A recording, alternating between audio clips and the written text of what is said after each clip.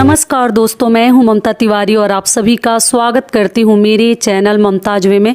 तो चलिए दोस्तों, आज हम इस वीडियो में दिवाली की संपूर्ण सरल और आसान पूजा विधि देखेंगे। सबसे पहले देखिए दोस्तों, मैं लक्ष्मी जी और गणेश जी को स्थापित कर ली हूँ। एक लाल वस्त्र आप लोग बिछा दीजिएगा, जो भी सुविधा आपके घर में है। अष्टदल कमल आपको बना लेनी है, लाल कपड़ा हो पीला कपड़ा हो जरूर बिछा दीजिएगा, भगवान को आसन दे दीजिएगा। और अष्टदल कमल में आपको उसके ऊपर एक कलश रखनी है, कलश के ऊपर आप स्वास्तिक बना लीजिएगा। कंठ पर जो है आप एक मौली लपेट लीजिएगा, वस्त्र स्वरूप कलावा दे देते हैं। और आपके पास गंगा जल है तो जरूर कलश में डाल दीजिएगा। और उसके बाद से हम साधारण जल डालकर कलश स्थापित करेंगे। और पूजा करने से पहले दोस्तों आप देख सकते हैं, मैं एक दीपक जला कर रख ली हूँ, आप प्रज्वलित कर लीजिएगा। किसी भी पूजा पाठ का साक्षी होता है दीपक।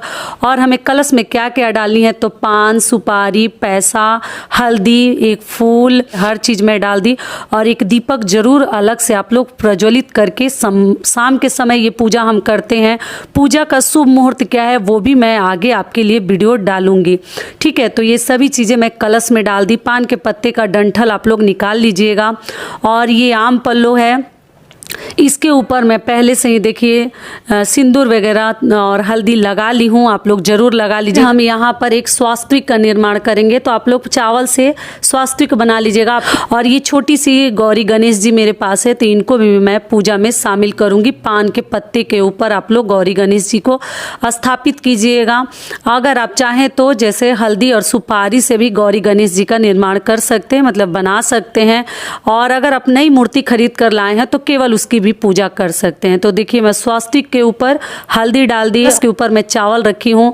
और अष्टदल कमल के ऊपर भी हल्दी डाल दी। ध्यान से आप लोग देखते चलिएगा दोस्तों।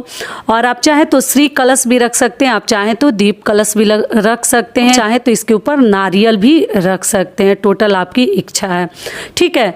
और अगली चीज क्या है कि हम सभी देवी देवताओं को हम स्नान कराएंगे। देखिए उसके बाद हम भगवान को तिलक और माता को सिंदूर लगाएंगे। तो गणेश जी को आप लोग रोली या चंदन लगा सकते हैं। और सभी देवी देवताओं को अपने घर आमंत्रित करनी, आवाहन करनी है। कलश के देवता हो या जो भी देवी देवता हो, जरूर अपने पूजा में शामिल होने के लिए उनसे आग्रह कीजिए। और भगवान को के ऊपर हम जो अक्षत फूल को छोड़ देंगे। उसके बाद से देखिए लक्ष्मी जी के लिए यथासंभव, अगर संभव हो सकता है तो आप लोग जरूर कीजिएगा। एक जो है आप गुलाब का फूल भी चढ़ा सकते हैं और आप कमल का फूल भी लक्ष्मी जी को चढ़ा सकते हैं। तो कमल का मिल जाए तो अति उत्तम होगा, आपको मालूम ही है, चढ़ा सकते हैं अगर आपको मिल जाता है तब। ऐसा कोई नियम नहीं है कि एकदम चढ़ानी है, नहीं मिलता है तो आप गुलाब का फूल तो आसानी से मिल जाता है, आप लोग चढ़ा सकते हैं। तो देखिए मैं लक्ष्मी जी के पास, और खिला हुआ, वो तो खिला हुआ बहुत कम ही मिलता है, आप लोग खिला दीजिएगा गुलाब को, मतलब वो उसके पंखुड़ियों को निकाल दीजिएगा तब चढ़ाइएगा, बंद पंखुड़ी मत चढ़ाइएगा।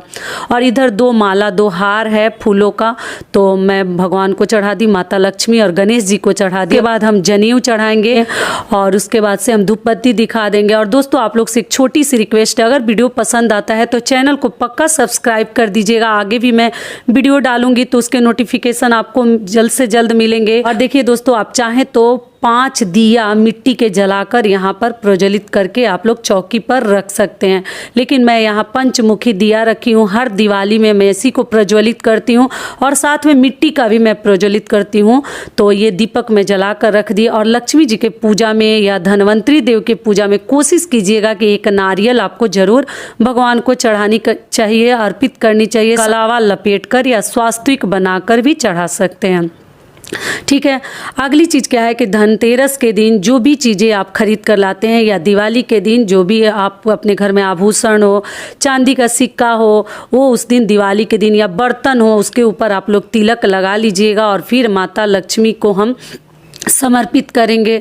सिक्का लाए हैं तो उसके ऊपर भी चंदन, अक्षत, फूल वगैरह चढ़ाकर और फिर माता के चरणों में हमें चढ़ा देनी है। माता लक्ष्मी सदैव आपकी कृपा दृष्टि हमारे परिवार पर, हमारे घर पर बनी रहे। और इसी प्रकार से हमारे घर में सुख समृद्धि, धन संपत्ति आप भरे रखिएगा। कभी हमारे घर में किसी भी प्रकार की कमी ना आए, उनसे हमेशा हमें अपने मन में मतलब प्रार्थना करते रहनी है। और माता को पान के पत्ते के ऊपर आप लोग जो है भोग समर्पित कर सकते हैं। तो देख लीजिए, आप किसी पात्र में भी कर सकते हैं, और पान का पत्ता अगर मिल जाता है तो किसी भी पूजा पाठ में बहुत ही अधिक मतलब शुभ और सही माना जाता है। और अगली चीज़ क्या है, भोग में आप अपनी इच्छा के अनुसार लेकिन लड्डू जरूर शामिल कीजिएगा।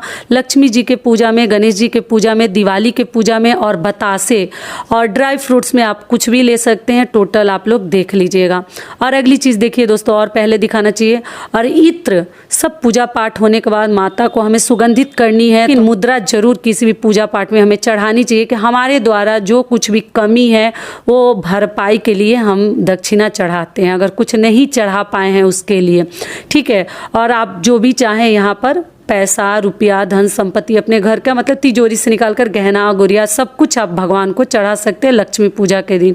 और फल में आप ऋतु फल, केला, सेब, संतरा जो मिलता है आप लोग माता के लिए ला सकते हैं और आप लोग चढ़ा सकते हैं, ठीक है। तो मेरी चौकी थोड़ी सी छोटी है, हर चीज़ इसके ऊपर नहीं आ रहा है, तो देखिए मैं नीचे रखी हूँ प्रसाद को। आप लोग जो भी प्रसाद यहाँ पर चढ़ाइएगा इस बात का ध्यान रखिएगा कि उस रात आपको नहीं उठानी है।